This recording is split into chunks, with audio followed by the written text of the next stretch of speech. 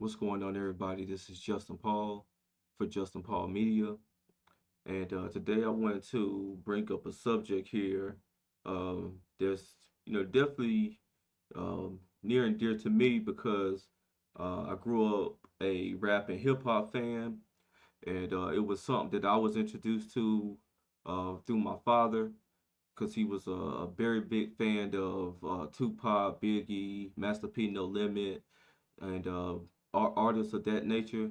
Um, this is definitely something that I wanted to do a video and talk about here.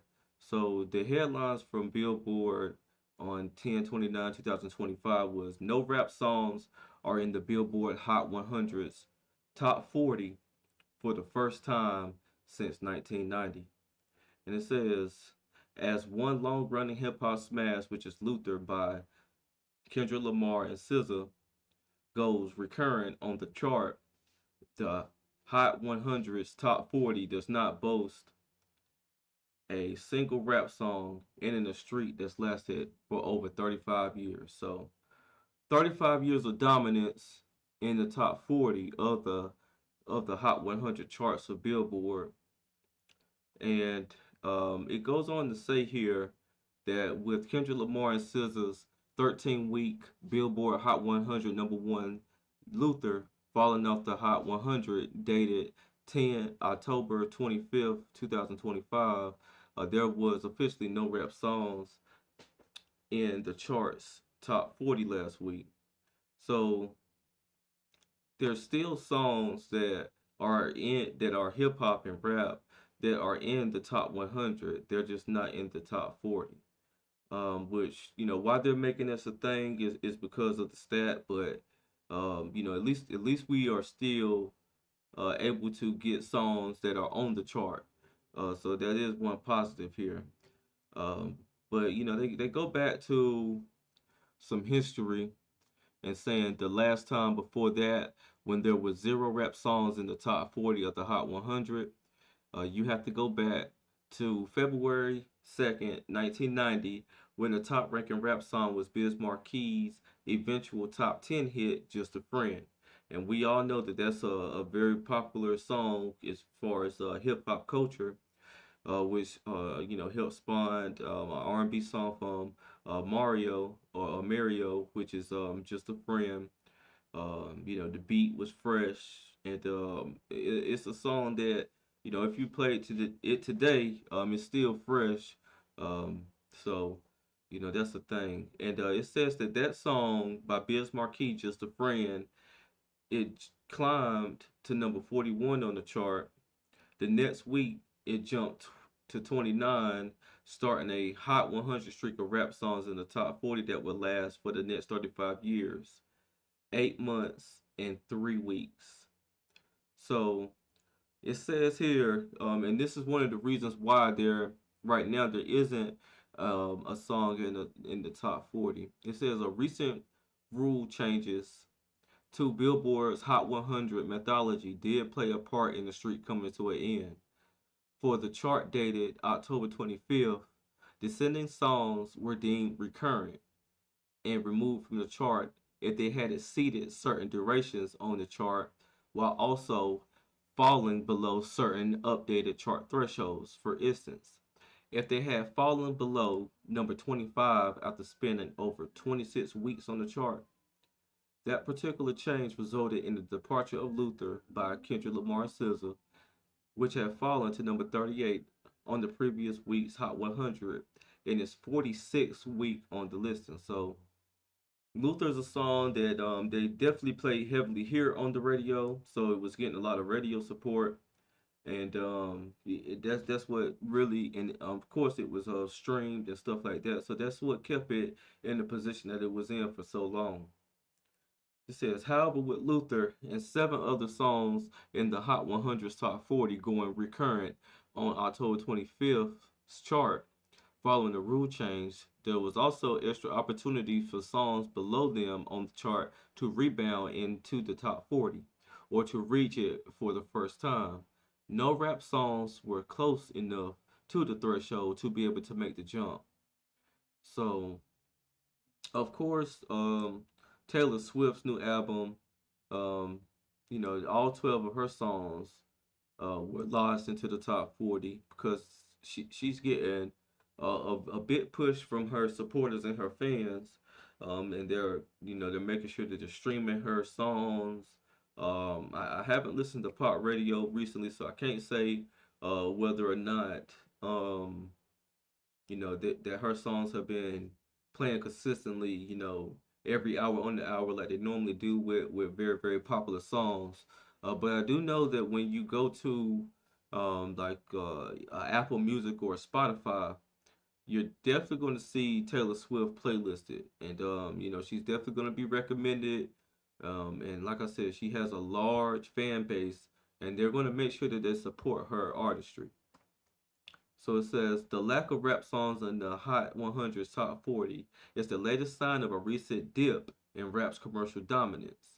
Hip hop's overall market share reached a peak in the 2020 when it neared 30%.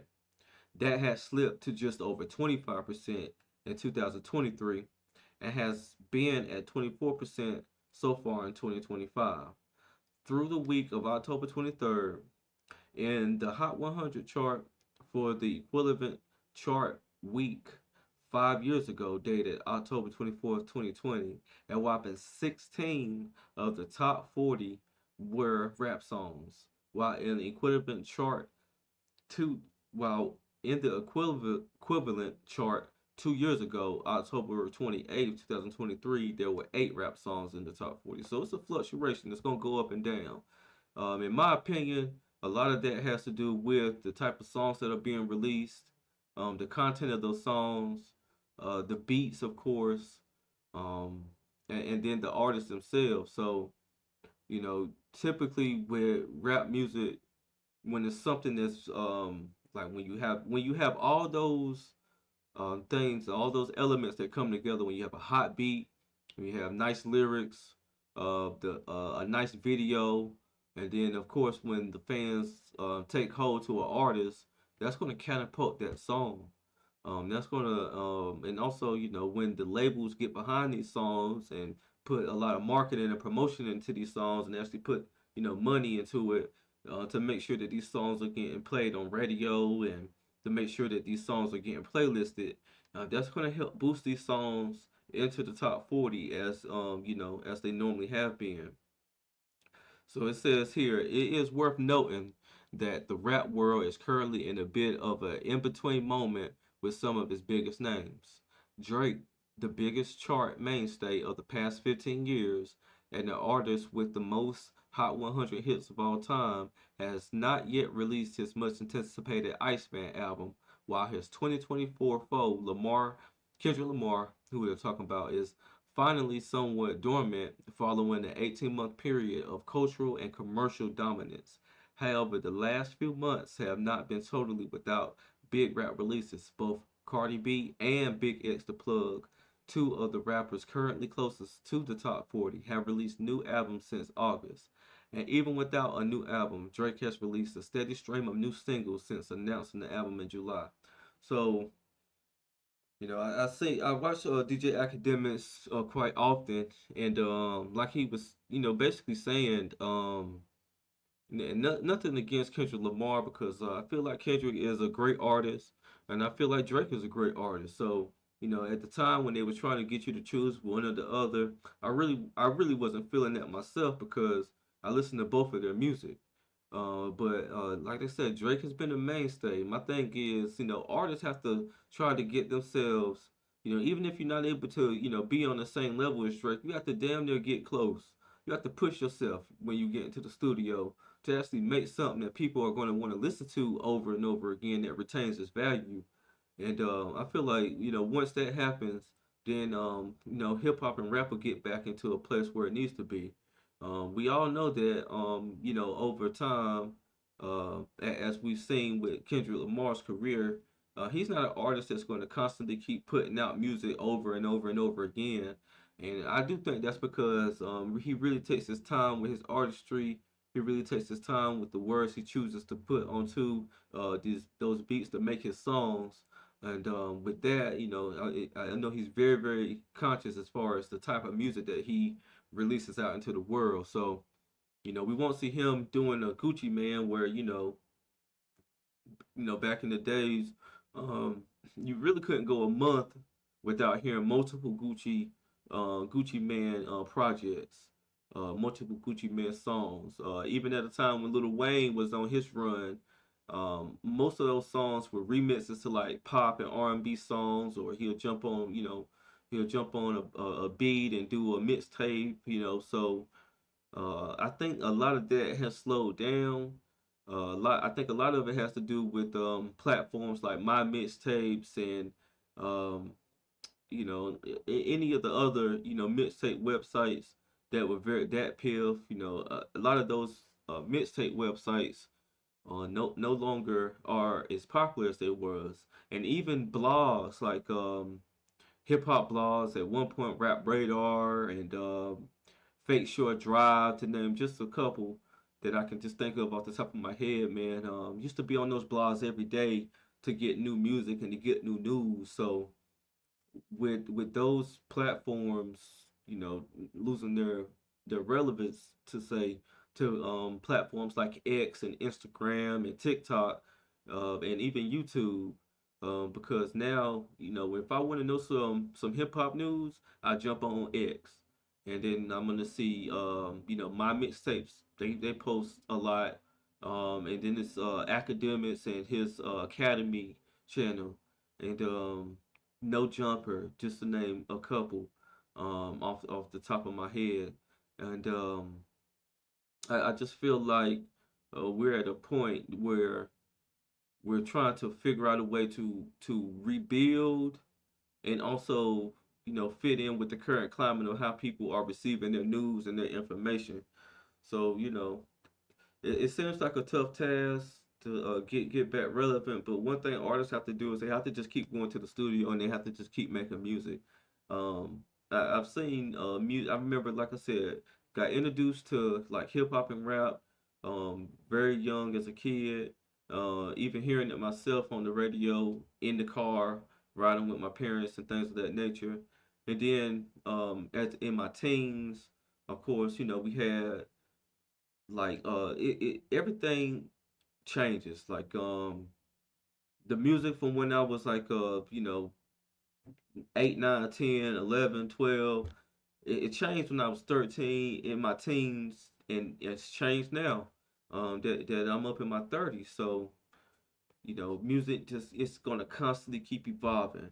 um I do wish that certain music like like conscious music or music that has more of like the beats are more like hip hopish and not necessarily like 808s and dirty south. I wish that music kind of had more commercial success now, because a lot of those tracks do have a lot of messages in them, good messages, some bad messages, but a lot of them do have a lot of context to them. So I do wish that those songs were getting a lot more shine than they do. But it's kind of like a pay to win type of thing when it comes to hip hop, and a lot of times, some of the music that I listen to isn't the most music that's being, with a big push as far as record labels and stuff like that. I listen to certain music just because I like the artists. And still a lot of great artists out here. Still a lot of great projects that's being dropped. It's just that you have to go dig for them. And even the small section of people who listen to that type of music, I do not think it's going to be enough to push them into the top 40 of the Hot 100. And if you just take a little second here to look at the Hot 100, of course Taylor Swift dominating. Hunter X, I see there. Alex Warren, Olivia Dean, Justin Bieber's on there. Kalani's on there. Leon Thomas, Mud, which definitely is a great R&B record. Morgan Wallen, Thriller, just came back in because it was just Halloween, and of course Michael Jackson just dropped his trailer. Well, not Michael Jackson dropping it, but, the people that's behind this biopic of Michael Jackson, just dropped the trailer for that, and that's a yearly thing for Michael Jackson's Thriller, and that's what happens when you make a song that can, stand the test of time. Uh, you know, Even when this song is, years old, like, maybe more than, I think way more than 20 years old, um, it still could get into the top tens because it's a great song, great beat, great lyrics, great theme. It just has all the elements that you need for a song that's going to last for a long time. But as you see here, it's some of the same names over and over. It depends. It's a great song from Chris Brown and Bryson Tiller. But Sabrina Carpenter. As we keep going down, we just we definitely see similar. All I Want for Christmas Is You. That's definitely going to be something that re-enters the charts as we get closer to Christmas and the holidays. Because this song is going to be in commercials. This song is going to be played in department stores. This song is going to be on those pop radios, Christmas radios. This is again an example of redoing or making a great song. Um, I've heard this song every year since I've been cognizant of music. Do it around this time. But as you see, of course, Taylor's dominating, and yeah. So that's the top 40. Ended with Luke Combs here. Um, but as we keep going down the list, we do see NBA YoungBoy, who is currently on tour. And I'm thinking this is one of the songs that has gotten really popular on like the TikTok platform or just social media in general. I do see an entry from Gunna and Burna Boy, and we see Big X the Plug here. Um, we see Cardi here with Safe with Kalani.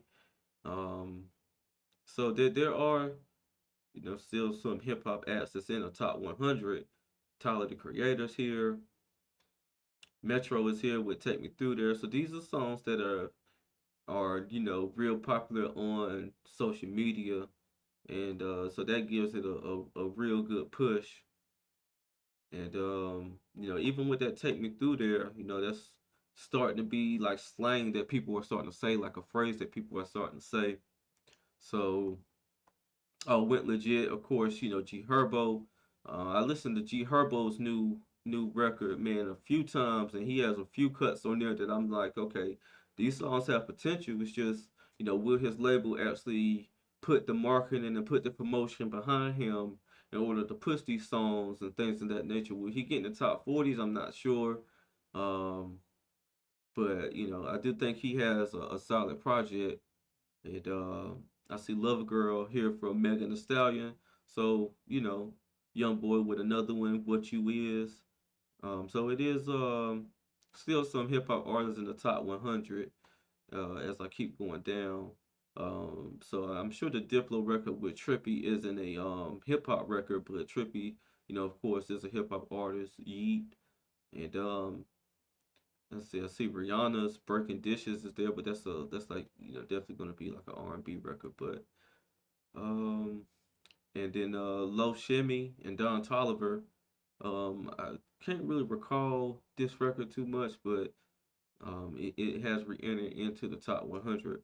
But yeah, I mean that's currently where we are in hip hop, and hopefully this is these rappers and these hip hop acts, they take it as a challenge. They put it on their back and they say, hey, I'm gonna go in the studio. I'm gonna make some music that's that means something to me, and hopefully that translates and it means something to the fans.